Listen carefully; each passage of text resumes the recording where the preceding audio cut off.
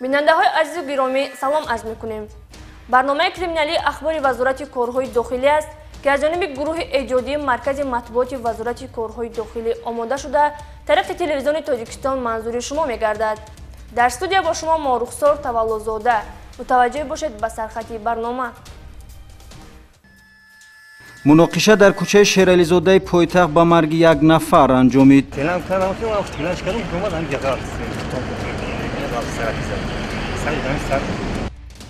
لفظ قبیح جوانان جیب سوار آنها را پس پنجره برد. گمانبران از عاقلخانه بیبی خود چاروای کلان شاخدار را تصرف کردند. دو گاو را گاوی بیبیام رو و گاوی همسایه رو تصرف کرده و مبلغ 18,000 سومانی فروخته در مرکزهای دلخوشی مصرف کردیم.